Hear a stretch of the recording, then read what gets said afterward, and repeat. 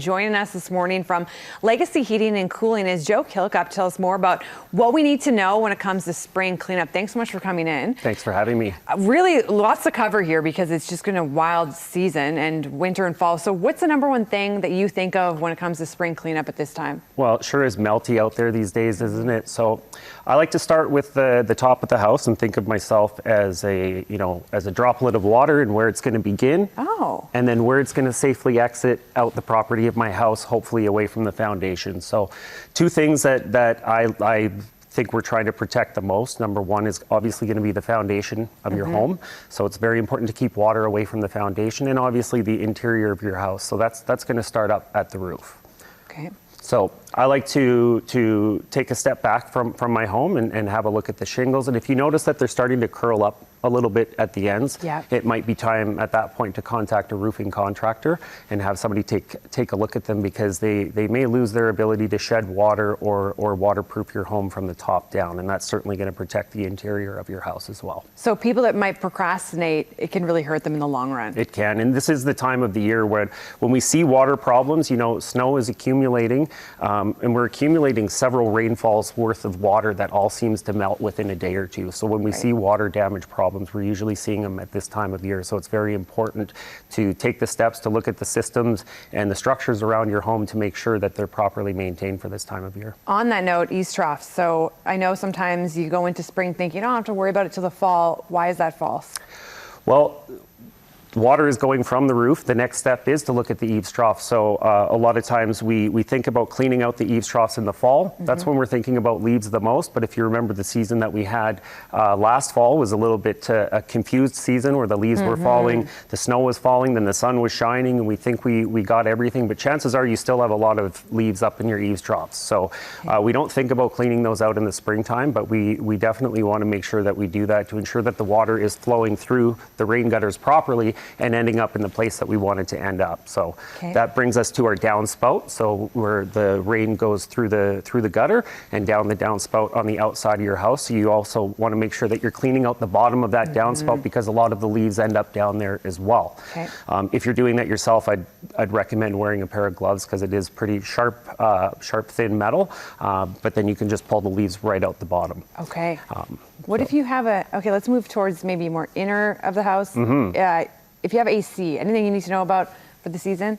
I think we see an uptick in people looking for AC systems, considering wildfire season seems to be more of a common thing year over year.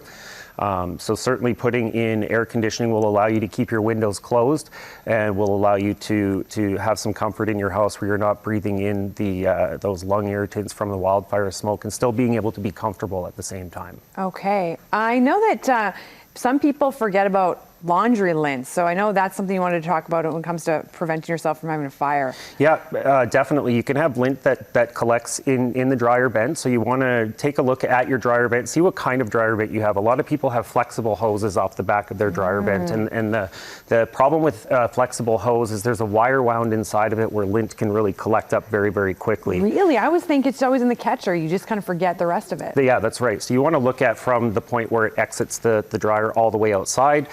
If that's not something you're comfortable doing yourself, you can definitely look at having a company like ours do a duct cleaning service, which does include the dryer vents, but definitely not just a spring thing, but maybe a couple of times a year you want to be checking inside the hood from outside and just make sure that line is completely clear and not worrying about a fire hazard. Okay. I mean, it's a no-brainer when you have to change your filter, your furnace filter. Anything that you note that you see quite often that people forget? Well, for our company, it's the number one thing we do when somebody has a furnace problem. So when our technicians are making notes on what they're finding in the call, the first thing they do is check the filter, because that's going to be the first and most obvious place where we see problems with furnaces. So your filter is essentially a barrier for the airflow of what the motor of your furnace is trying to do. So if that barrier is getting clogged and blocked, your motor's not going to be able to effectively pull air through the system very well anymore. At that point, we can see motor failures and issues with airflow around the home. Certainly, if you're looking at an air conditioning system, these systems require a higher airflow and more demand from your motor to push that cold air up to the top floors of your home. So your air conditioning system is going to be a little bit more sensitive to airflow, and filter changes at that time of year are going to be even more important. So how often should you change it, and do you find that that's changed over the years because of our environment? It does. I know that my filter has changed color with the wildfire season, so I see different colors on my filter than I used to, more than just the lint and the dust. And do you find you have to change it more often now? I think you do. It depends. You know, if you live in a newer neighborhood, you're probably going to be changing it more often because there's a lot more dust in the air with construction in the newer neighborhoods. But it also depends on which type of filter that you're using. If you're using the 1-inch wide filters, you're going to want to change those a little bit more frequently. Like how? Give us an actual how long? I would say every 1 to 3 months. Okay. And then you can also look at a wider filter that has a greater surface area. It does a better job at removing contaminants from your home. These ones, because of the greater surface area, do last a little bit longer. Those ones you could probably get away with about 3 to 6 months. Okay, thank you so much. There's so much more to talk about, but that's all the time we have. Really appreciate all your tips nonetheless, and definitely ready for spring cleanup. To learn more about the work Legacy Heating and Cooling does and the services they offer, visit legacyheating.ca or call the number on your screen.